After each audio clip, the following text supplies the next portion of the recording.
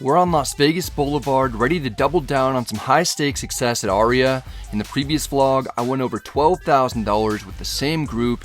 Today we're playing $25.50. I've got 2 flags to redeem for a fresh stack of $10,000 to start. The session begins just after 7:30 p.m. A few minutes in, we're dealt ace-10 suited in the hijack. The opponent in middle position is currently the only recreational player at the table. He raises to 150. Our hand is playable. I call. There's no shortage of action with tonight's lineup. The button, small blind, and big blind all call. We're going 5 ways to the flop. The dealer puts out ace-king 3 rainbow. We've got top pair and a backdoor royal flush draw. The small blind and big blind check. The middle position player shows no trepidation, betting into 4 opponents. He fires for 400. Immediately, we're put to the test, not being very optimistic that our top pair is best. The aggressor on our right is probably someone who plays relatively straightforward. He'd have to have a screw or 2 loose to be pure bluffing in this spot. Still, it's too early for us to fold. I call to see if we can pick up 2 pair or a draw. The button and small blind fold quickly. The big blind isn't too far behind. He folds as well. It's down to heads up and we're in position. The turn is the deuce of hearts. It's like my teenage stepdaughter. It doesn't help at all when I'm in need. Instead, it says, helping you isn't my responsibility. I didn't ask for a baby. Meanwhile, the hijack bets 1100. It's very hard to let go of top pair, particularly in this game in which people are regularly bluffing, but this opponent has told a convincing story. If I wanted to light 4 figures on fire, I'd buy some more Tai Lopez courses. I'm trying to play good today. I fold, knowing that I could be drawing dead or very slim if the opponent has 2 pair or even just 1 pair with a better kicker. The hijack is a nice guy who tells me later for the vlog that he got the win with ace-queen. We escaped without losing more money than we had to. Next, we're dealt king 4 suited in the big blind. The button raises to 200. He's an aggressive player who likes to get involved as much as possible, particularly when he has position. I call for 150 more to defend. We're heads up. The flop comes jack 7-3 with 2 clubs and a spade. We don't have a whole lot except backdoor draws and an over. I check. The button is going to c-bet at a high frequency. Unsurprisingly, he bets 300. Ranges are very wide in big blind versus button situations. It's tough to actually hit the flop very hard. If we fold every time the opponent c-bets and we've got air, we're going to lose piles of money. We need to get creative with our check raises to deter our opponent from relentlessly c-betting and to make sure we don't get too exploited. I check raise to 1100 with hopes that we don't get any resistance. The button definitely has air. In fact, we probably have the best hand, but he's going to pretend like he's got a difficult decision. I have king jack, but I play this game. Gotta just get it in, I guess. I'm gonna wait for a set. The button folds. Our king high may have been in the lead, but we also might have gotten some slightly better combos to fold, and we don't have to worry about actually improving to win a somewhat small pot for this game, but a decent amount of money in real life. In this one, we pick up queen jack offsuit in the hijack. I raise to 150. Cutoff calls, the big blind calls as well. We're going 3 ways to the flop. It comes 4 deuce deuce. It's not likely to hit anyone's range that hard. Sure, the big blind will have a few more suited combos containing deuces, but he won't have a ton, so it's unlikely that he's going to have trips or better very often. The cutoff will have almost no deuces in his range. We'll have all the overpairs that'll typically have our opponents in bad shape. I make a small bet at 125 to fold out junk that has equity against us. There's a chance that we have to fire a second bullet as a bluff if a big overcard comes out that'll be scary for anyone holding a lower pocket pair. Sometimes we can also improve to take the lead against some of those combos that the cutoff or big blind might call with. The cutoff calls. I don't love it because I was optimistic that we could take it down on this street and definitely didn't want to have to play future streets out of position. The cutoff has been playing like a maniac already today, so I'm not shocked that he's adverse to folding. The big blind is fully aware that the cutoff has been wild. He also knows that he's going to have the most deuces in his range. He puts in the check raise to 650. Now we've got a battle. If the big blind actually had trip deuces or better, he might wait until the turn to spring the trap. The big blind could just have a 4 or some combo like 5-3 or ace-3 that he's making a play with, similar to when I check raised with our king 4 suited earlier. I'm once again getting creative because I don't believe the big blind, even if we're up against hands like pocket 9s or 10s, will have 6 outs twice. I call with very devious intentions of possibly turning our hand into a bluff to represent some of the biggest overpairs ever created. The cutoff isn't ready to let go either. He calls, likely with a medium pocket pair because he's not buying what the big blind is selling. The turn is the deuce of clubs. All of a sudden, it's way less likely that the big blind is holding a deuce like he was trying to represent. The charades are over. He doesn't have quads. He checks. We're the only player in the hand that's going to have aces, kings, or queens. Part of the reason that I floated the flop was to make a move if an opportunity presented itself, and there's no better opportunity than right now when we can have all of the biggest boats. I make nearly a pot-sized bet of 2,200 to make our opponents hate their lives with their middling pocket pairs. They're going to have to guess if we really have it or not. Cutoff is done with his cards. He folds. There's still a sliver of a chance that the big blind has quads or fours full, but again, he wouldn't always check raise with made hands like that on the flop. He calls, which I don't enjoy seeing. It's still possible that he has something like pocket nines or tens though, and he won't be excited to face a river shove, which is what I'm winding up for. The dealer puts out the king of diamonds. A high card is better for us because the big blind won't have any kings in his range, and we could potentially have something like ace king that we were bluffing with initially, but it's essentially the nuts now. The big blind checks. We've got 5,800 left in our stack. I didn't call the check raise on the flop or bet 2,200 on the turn to shut down when we've gotten the best run out possible. We're going to try and fold out all smaller boats than the one that we're pretending to have as I put on maximum pressure. We're going to look brilliant if this gets through, and like the dumbest person on the planet Earth if we get called. We don't wait long before getting an answer. Yeah. Nice hand, nice hand. The opponent indeed flopped a full house with pocket fours like I feared. He kind of got tricky by not slow playing it. I get stacked, and sometimes it's more frustrating when I make a mistake and lose a lot of money, but there's really nothing that I could have done differently in this one. The opponent had a full house, and I had trips. Classic cooler. I had on for 15,000 more. I'm in for 25,000 total. We've got ace-8 offsuit in the big blind. We're only six-handed. The hijack raises to 200. He's already won 2 hands in a row. There's a fun side game that's on. If anyone wins 3 hands in a row, they'll receive $300 from each player at the table, so the hijack is incentivized to raise extremely light in order to accomplish that. The button won't let him get away with an easy victory. He plays some defense with a 3-bet to 900. I got myself into the most trouble possible, losing my entire stack after coming down with a severe case of fancy play syndrome. I don't want to get caught doing the same thing here. It's just that it's so likely both opponents are not as strong as they're pretending to be, particularly when we're holding an ace, which has great removal to the top of our opponent's ranges. Almost an hour and a half has gone by since I set a league-wide record for the largest punt. My image is surprisingly solid given the circumstances. The other player's money seems like it's out there for the taking.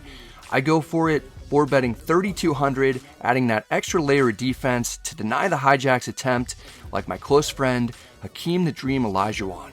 The hijack folds, surrendering his opportunity to win a 3rd hand in a row and the associated bonus money. The button is the opponent who won all my chips after flopping 4s full. It pains him to let go of his cards, but he folds without thinking for too long. We take advantage of the situation to win over 1,100 without having much. A bit later, we're dealt king 5 offsuit in the big blind. The hijack raises to 150. He's the same opponent from the previous 2 hands. I defend for 100 more. We're heads up out of position. The flop comes king 6-5 rainbow. We've got top and bottom pair. I check. This is a spot in which we're going to face a c-bet a high percentage of the time. The hijack bets 100. We've got one of the best combos we'll ever have. We check raised earlier as a bluff. We need to do it when we're strong as well. I raised to 400. After getting caught bluff shoving queen high, I anticipate getting called a bit lighter than normal. The hijack matches our bet. Top and bottom pair is more vulnerable than top 2 pair. We don't want the 6 to come out and counterfeit us. We also don't really want to see the dealer put out any more Broadway cards aside from another king. The turn is the queen of hearts. The opponent could definitely have king queen and might have just taken the lead, but my plan is to continue betting while we target plenty of other worse 1-pair hands. I'll reevaluate if we get raised. I bet 700 for value. The hijack doesn't appear to have too tough of a decision. He gathers chips and makes the call. My sense is that we're best and up against another top pair combo like ace-king. The river is the 9 of diamonds. It completes some straights, but it's unlikely that the hijack improved. The 9 is mostly a blank. I'm going to continue firing to try and squeeze out every ounce of value that I can. I bet 1,200. The hijack has to be at least a little worried that we could have 8-7, which we might also play similarly up to this point. Our opponent clearly has a tough decision. It's good news for us. It means our read is likely correct that he has top pair and he's not sure what to do with it. The hijack is in the tank. Meanwhile, the rest of the table's having fun, thinking of announcements that they can make over the PA system. Come share your bad beats with Brad. Bad beats with Brad. Yeah. We can call him Brad Beats. He'll give you all the sympathy in the world. Yeah. These are some genius ideas that they're coming up with. In fact, if you've signed up to Gold using my name, Brad, because you like extra perks, giant giveaways, and entries into six-figure free rolls, go ahead and let me know the worst bad beat that you've taken in the comment section. I'd love to hear it. It can't be worse than the one that I took with trips to a flopped full house. Gold is available in 45 states with the softest games that you can play from your pajamas if you'd like. I have more information in the description box below. After thinking for about 30 seconds, the opponent folds. I need to regain a little credibility. I show that we had it and the hijack made the correct decision. We're slowly trying to recover some of what we lost earlier today, but it's tough because the game's full of pros. We look down at King 3 of clubs a few hours into the session. It's looking better than usual because we've been running quite cold when it comes to starting hands so far. I raised to 150. The cutoff has been playing a lot of double down hands. He 3-bets to 400. Against some players, I'd fold our suited king in a heartbeat. In this game, we could actually have the cutoff dominated, and we see a button gets tossed our way for winning the hand right before this. I call to go for my second win in a row, so I'll hopefully be only one win away from 3-win bonus dollars. We're heads up out of position. The flop comes ace king 10 with 2 clubs. We've got middle pair and a draw to the nuts. I check to the 3-better who will typically hit the flop pretty hard. He's not going to bite though. He checks back. Our second pair could be best, but I'd rather make a flush. The turn is the ace of hearts, making it less likely that the cutoff flop top pair. I check to him anyway. The goal is to get to the river cheaply. Our opponent takes a stab for 400. There's a possibility that he has a monster he's been slow playing, or maybe he checks back a small ace earlier that's improved at trips. There's also a possibility that the cutoff is bluffing. I'm not folding our combo draw. I call. Dealer, give us a club one time. The river is not a club. It's the king of hearts. We hit a small boat at the poker table, which might cost us as much money as hitting a small boat at the lake. I check to the cutoff, who's representing at least trips on the prior street. The board double pairing doesn't stop him from firing again. He bets 1,000. I reach for a yellow bird and I snap call. The cutoff reveals 8-7 of spades. He's playing the board. We show that we had him the entire way. We get our second victory in a row. We're only one win away from getting $300 from everyone at the table. 2 buttons. 2 buttons. It's nice to pick off an opponent to take down the pot, but I'm not able to win 3 in a row. In this one, we pick up King Queen offsuit in the small blind. It's one of the best starting hands we've seen all night. The button raises to 150. We can call or 3-bet. I call for 125 more. The big blind is the same opponent who tried to bluff us in the last hand we went over. He calls for 100 more to defend. We're going 3 ways to the flop. The dealer puts out Queen Jack Jack with 2 clubs. We've got top pair and backdoor draws. I check. The big blind checks. The button will regularly win with a small c-bet. He wagers 150. A c-bet isn't going to work in this instance. I call. The big blind hasn't bluffed in a couple minutes. He needs to get things back on track. He raises to 600, representing trip jacks. The button was taking a stab with air. He folds. Even if the big blind has trips, there are a number of cards that'll help us improve on the turn, including clubs, or cards that'll give us a straight draw. I call for 450 more, not knowing whether we're currently best or not, but hoping that we don't need to play catch up. The turn is the 4 of clubs. We pick up a flush draw. I check. The big blind doesn't like seeing the 3rd club on the board. He slows down and checks back, indicating that we're probably not up against a full house or a flush. The river is the 3 of hearts. It's a total blank. We don't quite end up with as strong of a hand as we wanted, but we could be best. The big blind might have a worse queen than us. I bet 800, somewhat for value, and partially as a blocker bet in case we happen to be up against trips. The big blind shows us 7 deuce of spades. Keep in mind, the 7 deuce game is not on. He just felt like playing it. The big blind demonstrates some restraint and that he's aware of his image tonight. I want to raise, but I show the big blind that his 7 deuce was no good. We take down the pot. I haven't exactly been getting hit with the deck, but I've been doing okay to stay afloat after the debacle with Queen Jack. We're still only one big pot away from getting even or being up on the day. We look down at pocket 8s in the hijack. This is the best starting hand that we've been dealt after playing for nearly 4 hours. I raised to 150. The cutoff is the same player who just tried to bluff us with 7 deuce. He puts in a micro 3-bet to 300. The button isn't sure what to make of it, but he understands 300 isn't a real sizing. The button cold 4-bets to 1300. We're not going to abandon our snowmen just because someone's trying to melt them by applying heat. I call for 1150 more. The cutoff folds. It's heads up with almost 3000 in the middle already. The flop comes 10-10 deuce rainbow. There won't be a ton of 10s that our opponent will be cold 4-betting us with. I check to him. Maybe he just has 2 overs of some sort. He checks back. I like seeing free cards. The turn is the 7 of spades. It shouldn't have changed much. I check once more. The button still doesn't like his holding all that much. He checks again. If he had an overpair, he probably would have started betting for value, so maybe he only has ace king or ace queen. The river is the king of clubs. It's an awful card for us given the action.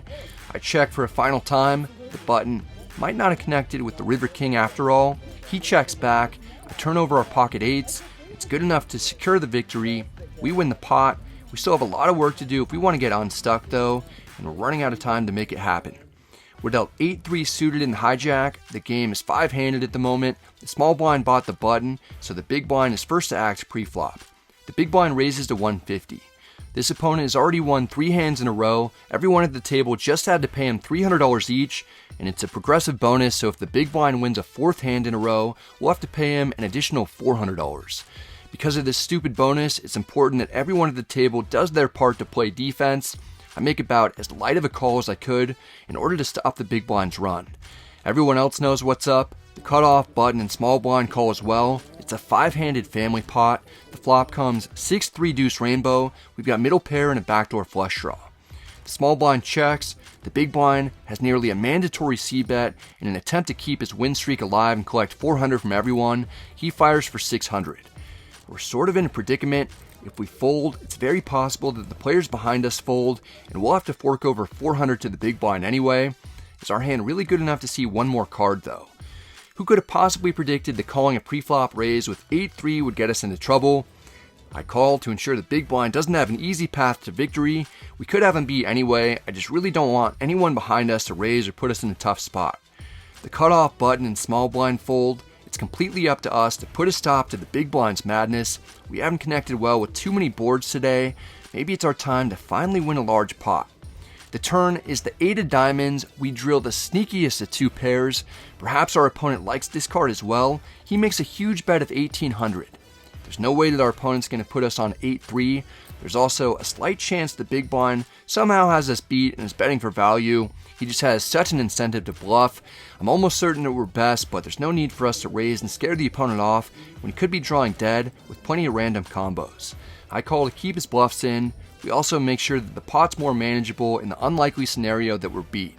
The river is the queen of clubs. It's the perfect blank because the diamond draw misses and it's not connected to the rest of the board to complete any additional straights. As I anticipated, the big blind doesn't give up. He bets 3,800. I like that amount. I immediately make the call. Our opponent shows that he smashed the turn. We just smashed it harder. Pop. Nah, nice hand. Had to do For the it village. for the village. Fucking terrible. Wow, I had 8-9. Our 2 pair beats the big blind's 8-7. He bet with complete air on the flop, then drilled the case 8 to get himself in the most trouble possible. His bet on the river was for value with what he thought was the best hand. Often it will be since the queen is such a blank. We end the big blind's run. Everyone else is happy that we don't have to worry about paying him bonus money anymore. For the village, guys. For the village! For the village. For the village! We scoop our first 5-figure pot of the night and win a massive one with one of the worst hands in poker to only be down about 4,000 after we were stuck over 5 figures. There's still some time left in the session. Maybe we can book a win after all. The very next hand we're dealt 7-6 offsuit in the big blind. Under the gun raises to 150. I call for 100 more. We're heads up out of position. The flop comes 6-4-3 with 2 diamonds. We've got top pair, a gutter ball, and backdoor flush draw. I check. The initial pre-flop raiser bets 150 as the players who aren't in the hand reintroduce the idea of trying to torture me with an announcement. My celebrity poker player, Brad Owen, is here. He will give each one of you that tells a complete bad beat story 1 lucky chip. Who needs enemies when we've got friends like these needling me at the poker table while I'm in the middle of a hand? I call. The turn is the ace of diamonds completing the front door flush draw. I check. after picking up a diamond draw. Under the gun isn't worried about us improving, he bets 300. Keep in mind, this player has already tried to bluff us with 8-7 and 7 deuce. Our hand's just too good to part ways with right now. I call one more time. The river is the 4 of spades pairing the board. I check. If the opponent only has a pair of aces, he'll check back. He might try to force a win with a bluff of some sort, or he could actually have us beat as he goes large betting 1400. There are two terrifying things happening simultaneously. One is that we're facing a large wager from someone who's shown a propensity to bluff nonstop throughout the night. The second is that our table mate has somehow obtained a microphone. Guys, on table 6, celebrity Brad Owen is now listening to all bad beat stories.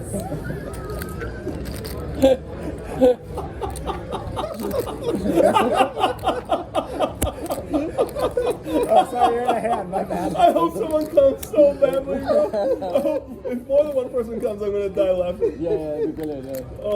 Someone's coming for sure. It's so bad. I almost forgot that we're in the middle of a hand facing a large river bet. The opponent realizes that I'm on the fence with a big decision and says that he'll let me turn over one of his cards. He wants me to pick it. I oblige. Brad. 7. Busy. If you raise, no, they're very upset. No, I wouldn't do that to you. I'm all in. We've got a fun group of guys here that I've known for a long time. I wouldn't take advantage of our opponent showing us a card, even though it's clear that he has nothing close to the nuts, since we saw he has the 7 of hearts. In a normal game, this type of shenanigans isn't allowed. Exposing cards and everyone joking with each other makes playing reserved games a lot more lively and enjoyable. Still, I've got a decision.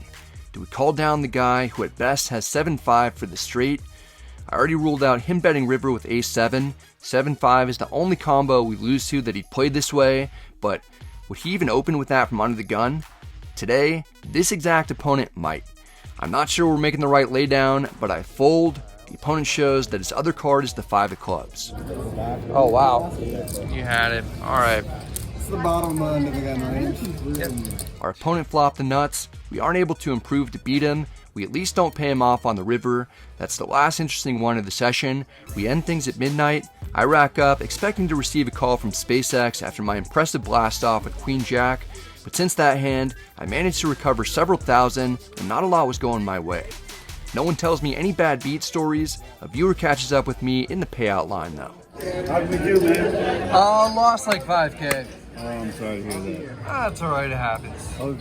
That's it for this one, guys. I hope you enjoyed it. If you did, I'd appreciate it if you hit the like and subscribe buttons. Helps out the channel a ton. If you have any questions or comments, feel free to let me know in the comment section. I'm happy to get back to you. Don't forget to check out Gold for those quarterly 100K free rolls we've got going.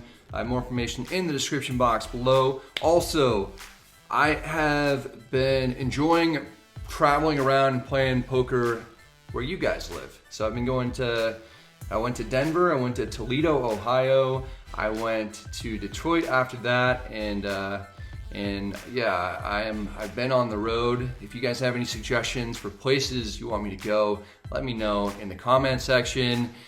There's a meetup game coming up at the Lodge on September 27th. Me and Doug are hosting it. We're gonna be playing some 1-2 starting at noon. So if you're able to come out to the Austin area, then hopefully I'll see you there. All right, guys, good luck at the tables and see you next time.